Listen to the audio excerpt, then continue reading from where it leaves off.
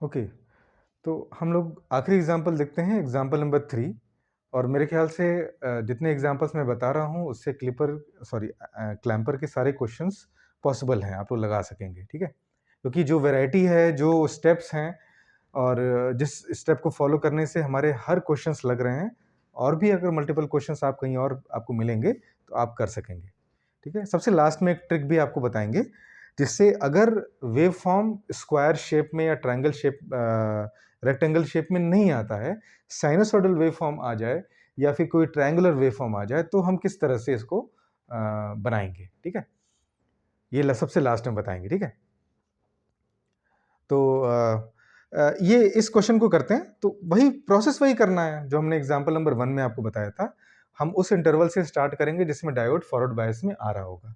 तो हम 0 से t में चेक करते हैं। अभी हम पहले चेकिंग करेंगे, चेक करने के बाद जब कॉन्फिडेंट हो जाएंगे कि डायोड फॉरवर्ड बायस में है, तभी वहां से बढ़ेंगे, अदरवाइज हम अगले इंटरवल में बढ़ के चेक करेंगे। तो 0 से t में +6 है, तो +6 लगा के चेक कर लीजिए कि डायोड फॉरवर्ड बायस में है या रिवर्स बायस में है। अब बात यह है कि अभी तक तो जो दो एग्जांपल्स थे उसमें डीसी बैटरी नहीं थी, यहाँ पे एक डीसी बैटरी भी है। तो अब आप क्या करेंगे, थोड़ा सा पॉज लीजिए छोटा सा।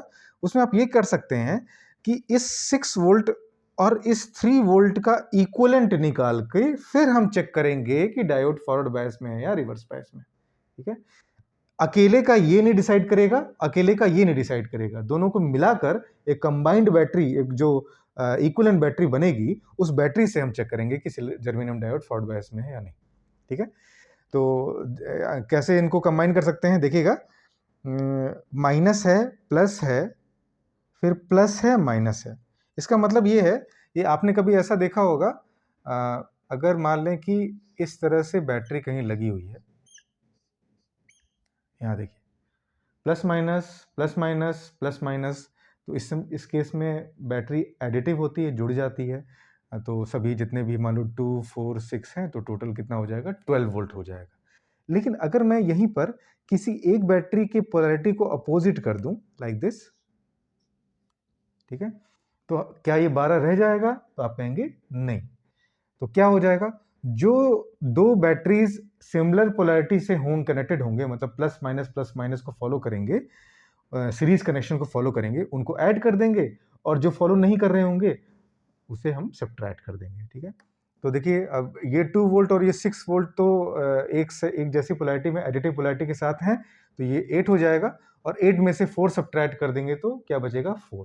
तो इसका इक्विवेलेंट कितना बन जाएगा, 4 वोल्ट, ठीक है, प्लस माइनस 4 वोल्ट। अब आप कहेंगे सर ये इधर प्लस और इधर माइनस क्यों बना? क्यों इसलिए बनेगा क्योंकि 2 वोल्ट और 6 वोल्ट जब ऐड हुए थे तो 8 वोल्ट आया था, तो 8 और 4 का इक्विवेलेंट निकालना था। वो जो 8 आया था वो वैल्यू में ज्यादा है, इसलिए पोलैरिटी उसी की डोमिनेट होगी और पोलैरिटी वही यहाँ पे रखी जाएगी। सिमिलरली अब हम यहाँ पर, अब आप सोच सकते हैं कि यहाँ पे 6 वोल्ट और 3 वोल्ट का इक्विवेलेंट कितना आएगा, ठीक है? कितना आएगा, 3 वोल्ट, ठीक है? और चूंकि 6 वोल्ट की पोलैरिटी वैल्यू ज्यादा है, इसलिए पोलैरिटी हम इसकी रखेंगे। तो ये चीज जो मैंने बताया है, इसको मैं यहाँ पे रब कर सकता हूँ, ठीक है? ठीक। तो थोड़ी देर के लिए अज्यूम करिए कि अगर ये 6 वोल्ट और 3 वोल्ट का इक्विवेलेंट आपने निकाल लिया और 3 वोल्ट आ रहा है, तो हम थोड़ी मान सकते हैं कि यहाँ कोई बैटरी नहीं है, और इस 6 की जगह पे मान सकते हैं कि क्या आ गया, 3। ठीक है, सबको क्लियर है ये चीज? मैंने क्या किया, फिर से देखिए, यहाँ पे 3 वोल्ट की बैटरी लगी हुई थी और यहाँ पे 6 था, और अभी मैंने आपको यहाँ पे कंसेप्ट बताया कि किस तरह से बैटरी को ऐड या सब्ट्रैक्ट कर सकते हैं। तो इस समय माइनस प्लस और प्लस माइनस दिख रहा है, प्लस माइनस, तो इस समय ये सब्ट्रैक्ट होंगे तो वैल्यू किसकी रखी जाए, पोलैरिटी किसकी रखी जाए? सब्ट्रैक्ट होंगे तो वैल्यू तो कोई असर नहीं पड़ेगा, 3 ही रहेगी, लेकिन पोलैरिटी चूंकि ये 6 का जो मान है, वैल्यू है, वो ज्यादा है, इसलिए इसकी पोलैरिटी रखेंगे। ऐसा ध्यान रहे, ऐसा क्यों कर रहे हैं? इसलिए कि हम चेक कर सकें कि जर्मेनियम इन दोनों के इक्विवेलेंट वोल्टेज से फॉरवर्ड बायस में हो पा रहा है या नहीं हो पा रहा है, ठीक है? इस बात पे गौर करिएगा।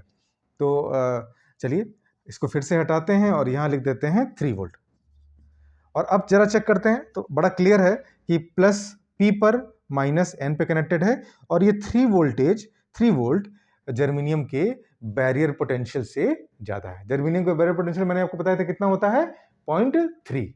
सिलिकॉन का कितना होता है, सिलिकॉन डायोड का कितना होता है 0.7। तो जर्मेनियम डायोड फॉरवर्ड बायस में आ गया, इसका मतलब हम स्टार्टिंग 0 से T इंटरवल से ही करेंगे। ठीक है, तो let us start from 0 to T interval. हम कहेंगे diode will be forward biased, forward bias होगा तो हम इसको किससे रिप्लेस कर देंगे 0.3 वोल्ट की बैटरी से, डायोड को 0.3 वोल्ट की बैटरी से रिप्लेस कर देंगे। ठीक है, तो मैं ओरिजिनल सर्किट पे आ जाता हूँ। ओरिजिनल सर्किट जरूरी है, ठीक है, ±3 वोल्ट। और तो हमने देखा कि 0 से T इंटरवल में सर्किट कैसे बनेगी, ऊपर प्लस नीचे -6 वोल्ट, कैपेसिटर डायोड की जगह पे बैटरी लग जाएगी, और ये वैल्यू कितनी है 3 वोल्ट, ये 3 वोल्ट है, ये 0.3 है ये, और ये आपका आ गया लोड रजिस्टर RL। ठीक, अब मैंने क्या कहा था स्टेप 1 में क्या कहा था कि हम डायोड के कंडक्शन की डायरेक्शन में KVL लगाकर VC कैलकुलेट करेंगे और उसके बाद V0T डिटरमाइन कर लेंगे, यही कहा था। तो डायोड की डायरेक्शन क्या है, ऐसे नीचे की तरफ आ रही है, ऐसे इसी डायरेक्शन में कंडक्ट कर रहा है, तो हम इस डायरेक्शन में KVL अप्लाई करेंगे और क्या लिखेंगे अब बताइएगा। अच्छा, इस डायरेक्शन में करेंगे तो उससे पहले ध्यान रखें कि बीच में कैपेसिटर भी तो आ रहा है, तो कैपेसिटर इसी ड्यूरेशन में चार्ज होगा। तो किसने वोल्टेज पे चार्ज होगा, VC वोल्टेज पे। जब करंट एंटर करेगी तो entering terminal positive, exit negative. ठीक है, अब KVL अगर लिखें तो क्या लिख सकते हैं, यहां लिख देते हैं 6 - VC -0.3 -3 इज इक्वल टू 0। ठीक है, क्या लिखा मैंने 6 -VC -0.3 -3 इज इक्वल टू 0। तो यहां से VC कितना आ गया, VC निकाल सकते हैं, 6 में से 3 गया 3, 3 में VC की वैल्यू आ रही है 2.7, 6 में से 3 3 में, हाँ 2.7 वोल्ट। ठीक, अब VOT कितना हो जाएगा, मैंने कहा कि अब VOT को चेक करने के लिए यहां देखो, ध्यान से देखो, यहां से देखिए, यहां देखिए, इस पॉइंट और इस पॉइंट, इसके बीच में वोल्टेज निकालना है। तो इसके पैरेलल में ये बैटरी वाला ब्रांच है, और बैटरी की पोलैरिटी कैसे है, प्लस माइनस मतलब एडिटिव है। इसका मतलब 3 और 0.3 ऐड कर देंगे, कितना हो जाएगा 3.3। और चूंकि ऊपर पॉजिटिव है नीचे नेगेटिव है, ऊपर पॉजिटिव है नीचे नेगेटिव है, इसलिए आउटपुट वोल्टेज आ जाएगा पॉजिटिव 3.3। तो VOT की वैल्यू यहाँ कितनी आ जाएगी, VOT इक्वल टू 3.3, पॉजिटिव में 3.3, I am sorry, VOT is equal two plus 3.3 volt. Is it clear. अब आते हैं अगले इंटरवल में, नेक्स्ट इंटरवल में। अब नेक्स्ट इंटरवल क्या है, हमने 0 से T सॉल्व किया, डायोड फॉरवर्ड बायस में था, तो T से 2T में रिवर्स बायस में होगा। अगर उसको आप नहीं भी मानते हैं तो चेक कर सकते हैं। तो चलिए चेक कर लेते हैं T से 2T इंटरवल में। T से 2T में इनपुट वोल्टेज कितना है -6, -6 का मतलब हो जाएगा -+6। ठीक है, अभी आपने देखा कि जब ऊपर प्लस और नीचे -6 था तो इन दोनों का जो इक्विवेलेंट निकला था वो 3 निकला था। अब क्या है, ऊपर माइनस हो नीचे प्लस हो गया, तो अब हमें फिर से इसका इक्विवेलेंट निकाल के चेक करना होगा कि डायोड रिवर्स बायस में कि फॉरवर्ड बायस में। ठीक, तो अब देखिए यहां से इधर से देखना स्टार्ट करिए, यहां से प्लस माइनस, ठीक है, तो ये वही कंडीशन आ गई, प्लस माइनस। इस केस में क्या होते हैं, ऐड हो जाता है, ठीक है, जुड़ जाते हैं।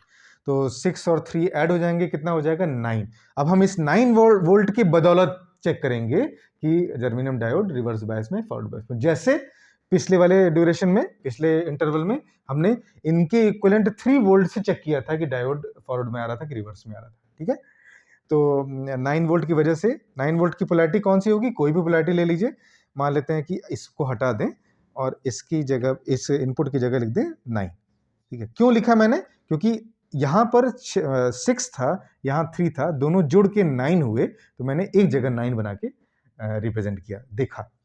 तो अब देखिए P है, N है, P पर नेगेटिव, N पे पॉजिटिव है, तो ऑब्वियसली डायोड रिवर्स बायस होगा। ठीक है, तो अगले इंटरवल में आते हैं T से 2T में।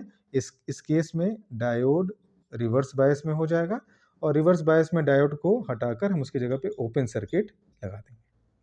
Is it clear? तो सर्किट को पहले हम फिर से ओरिजिनल सर्किट बना दें क्योंकि ये ज़रूरी है। +-3 वोल्ट और ये कितना है 6 वोल्ट। 6 वोल्ट अभी लिखने की कोई खास ज़रूरत नहीं है। ऊपर कितना था -+6 वोल्ट। तो हम सर्किट को रीड्रॉ कर रहे हैं -+6 वोल्ट, ठीक है 6 वोल्ट। और क्या है कैपेसिटर लगा दिया हमने। फिर हमें क्या करना है इस डायोड को ओपन सर्किट करना है। अभी देखा ना ओपन सर्किट, तो हम डायोड को ओपन सर्किट कर दें, ओपन सर्किट कर दें। और आई एम सॉरी यहाँ बैटरी भी बनाना पड़ेगा क्योंकि बैटरी तो सर्किट का हिस्सा है। ये वाली 3 वोल्ट वाली बैटरी, तो 3 वोल्ट वाली बैटरी बना लिया, ठीक है। सबको दिख रहा है ये 6 वोल्ट कैपेसिटर, डायोड ओपन और वो 3 वोल्ट की बैटरी जो ऑलरेडी थी, ठीक है। ये है +-3 वोल्ट और ये आपका लोड रजिस्टर है RL और इसके अक्रॉस आउटपुट वोल्टेज हमको देखना है VOT, ठीक है VOT। कैपेसिटर पिछले वाले इंटरवल में चार्ज हुआ था, हो गया था, जिसकी वैल्यू कितनी थी 2.7। तो कैपेसिटर चार्ज हो चुका था और कैपेसिटर की पोलैरिटी कितनी थी प्लस और माइनस, वोल्टेज की polarity +- 2.3 volt, 2.7 volt, I am sorry 2.7 volt, ठीक। अब थोड़ा सा गौर करिएगा यहाँ पे देखिएगा। इसको मैं इस सर्किट पे ही समझा सकता हूँ, लेकिन ठीक है इट्स ओके, आपको समझ में आ रहा होगा। आप उसको मोबाइल पे उसको जूम करके देख सकते हैं, तो आपको यहाँ पे दिखाई पड़ेगा, ठीक है। फिलहाल मैं इसको कई बार बोल चुका हूँ कि सर्किट में कौन कौन सी वैल्यूज के कंपोनेंट लगे हैं, ठीक है। वैल्यूज के कंपोनेंट का सेंस है कि वोल्टेज कितना उनके क्रॉस है। तो अब मैंने कहा कि स्टेप 2 में क्या करना है, हमें क्लॉकवाइज केवीएल अप्लाई करना है। तो क्लॉकवाइज केवीएल कैसे हो जाएगा, ऐसे क्लॉकवाइज केवीएल, ठीक है। अब आप सोच रहे होंगे सर ये 3 वोल्ट का क्या होगा, तो मैं ये कहूंगा आप देखिएगा इस 3 वोल्ट का एक टर्मिनल ओपन है, ठीक है। तो अगर किसी भी बैटरी का जो आप देखते होंगे अपनी लाइफ में, उसका एक टर्मिनल अगर ओपन कर दें तो वो अपना सर्किट का कनेक्शन लूज कर देता है और अपना इनपुट दे नहीं पाता उसको, ठीक है। इनपुट देने के लिए पॉजिटिव और नेगेटिव का कनेक्शन पूरे सर्किट में होना ही चाहिए। अगर पॉजिटिव ओपन हो गया इसका मतलब बैटरी का कनेक्शन है ही नहीं, आप कोई भी कुछ भी उससे ऑपरेट नहीं कर सकते। तो सिमिलरली ये 3 वोल्ट का जो एग्जिस्टेंस है वो यहाँ पे चला गया। अब हम बाहर वाले लूप में केवीएल अप्लाई करके VOT कैलकुलेट कर लेंगे। क्या लिखें, लिखेंगे -6 -2.7 VOT बराबर 0, ठीक है। -6 -2.7 VOT बराबर 0। तो VOT की वैल्यू कितनी आ गई -8.7 वोल्ट, ठीक है। सबको दिख रहा है ये क्या लिखा है मैंने, अगर थोड़ी राइटिंग गड़बड़ हो रही होगी देख लीजिएगा, मैं बार बार बोल रहा हूँ। VOT की वैल्यू कितनी आ रही है -8.7, ठीक हो गया। दोनों में हमारे आउटपुट आ गए, एक में +3.3, एक में आ गया -8.7। तो प्लॉट कर लेते हैं। 0 से T में कितना आ रहा है +3.3, तो +3.3 कहीं यहां मार्क कर लीजिए, 3.3 +3.3, ठीक है वोल्ट। और T से 2T में ये देखिए T से 2T में आउटपुट कितना रहा -8.7। -8.7 एक्सेस के नीचे लाई करेगा, T एक्सेस के नीचे लाई करेगा, तो मार्क कर लीजिए, माना कि यहां लाई कर रहा है, तो इसको शो कर दीजिए -8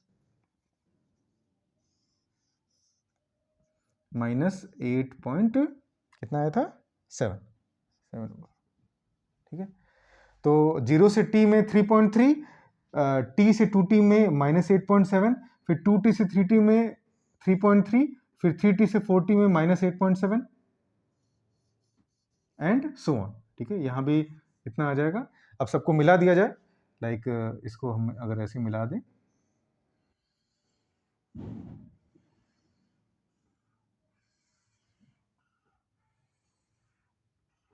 ठीक है। अब देखिए जो ब्लू कलर से वेवफॉर्म दिख रहा है, इसकी खास बात क्या है, कंक्लूड कर रहे हैं कि ये जो सर्किट है ये नेगेटिव क्लैम्पर है कि पॉजिटिव क्लैम्पर है। तो बट ऑब्वियस है कि ये वेव फॉर्म को जो कि +6 और -6 के बीच में एग्जिस्ट कर रहा था, इसने इसको शिफ्ट कर दिया डाउनवर्ड और 6 पहुंच गया 3.3 पे और -6 पहुंच गया -8.7 पे। तो इस तरह से हम कह सकते हैं कि ये किसका एग्जाम्पल हो गया? Negative clamper. ठीक है, क्यों? क्योंकि वेवफॉर्म नीचे की तरफ शिफ्ट हुई है, तो नेगेटिव क्लैम्पर। ठीक है, और 6 और -6 के बीच का गैप कितना है? 12, 12। और 3.3 और -8.7 के बीच का गैप कितना हो जाएगा? 12। 3.3 में 8.7 आप ऐड करिए, यू विल गेट 12 वोल्ट। तो इस तरह से ये हो गया। अब लास्ट में 2 लाइन मैं कहूंगा उन क्वेश्चंस के लिए जिस क्वेश्चन में इनपुट सिग्नल रेक्टेंगुलर वेव नहीं आएगा उसके लिए। ठीक है, बहुत ध्यान से सुनिएगा। सपोज ठीक है, अब मैं यहां तक आपने नोट कर लिया होगा, मैं इस पर थोड़ा सा मॉडिफाई कर रहा हूं या फिर अलग से वेवफॉर्म बना लेता हूं यहां पे। ठीक, सपोज करिए कि आपके पास वेवफॉर्म है लाइक दिस।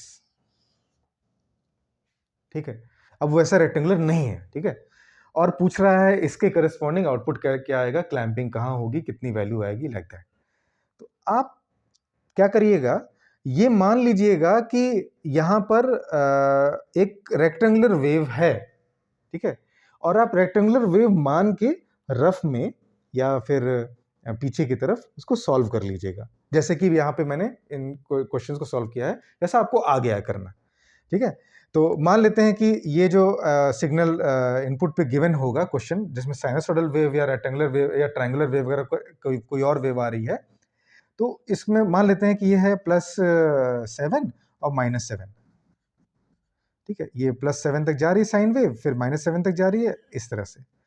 तो आप जब मानेंगे रेक्टेंगुलर वेव फॉर्म तो कैसे मानेंगे? +7 का एक स्ट्रेट लाइन, -7 पे straight line, +7 straight line, -7 straight line. ठीक, और वैसे करने के बाद सॉल्व कर लेंगे। तो जैसे सपोज करिए कि इस क्वेश्चन में +6 और -6 ही रहता। ठीक, +6 और -6, ठीक है, +7 -7 हटा के +6 -6 कर दिया। तो ये इसका मतलब हमें रफ में ये वेवफॉर्म बनाना होगा। ठीक है, और ये वेवफॉर्म बना के हम लोग सॉल्व कर सकते हैं।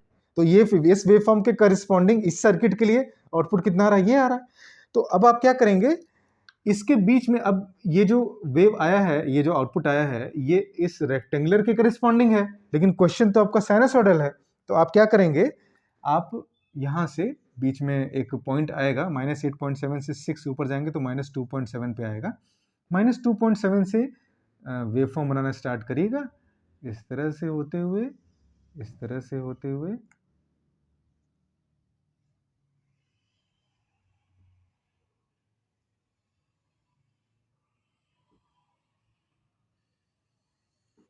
ठीक है, ये -2.7 को भी मेंशन कर दिया। तो आपने देखा कि कोई टफ नहीं है, बस आपको वेवफॉर्म देखना है और वेवफॉर्म की पीक वैल्यू को देखना है। ठीक है, और उस पीक के अकॉर्डिंगली आप रेक्टेंगुलर वेवफॉर्म बना लेंगे, इन सारे स्टेप्स को फॉलो करते हुए आउटपुट बना लेंगे। बाद में जब सबसे लास्ट में आंसर लिखना होगा या प्लॉट करना होगा, तो उस रेक्टेंगुलर वेव की जगह पे आप एक साइन वेव बना देंगे। ठीक है, तो इस तरह से आप नॉन रेक्टेंगुलर सिग्नल के क्लैम्पर के क्वेश्चंस भी कर सकते हैं, और हम यहाँ पर ये कह सकते हैं कि क्लैम्पर के जितने भी मैक्सिमम पॉसिबल क्वेश्चंस हैं वो इससे किए जा सकते हैं। ठीक है, तो होप आपको ये समझ में आया होगा। तो आप लोग इन वीडियोस को जो मैं आपको दे रहा हूँ, इसको आप ध्यान से देखिए, पढ़िए, शेयर करिए, ताकि इस तरह से हम क्वेश्चंस को जो इजी वे में हम लगा पा रहे हैं, ये और स्टूडेंट्स को भी पता चले और वो उसको सॉल्व करें और जाने कि क्लैम्पर कैसे काम करता है, एग्जाम में भी आप अच्छा परफॉर्म करें। ठीक है, ओके, थैंक यू।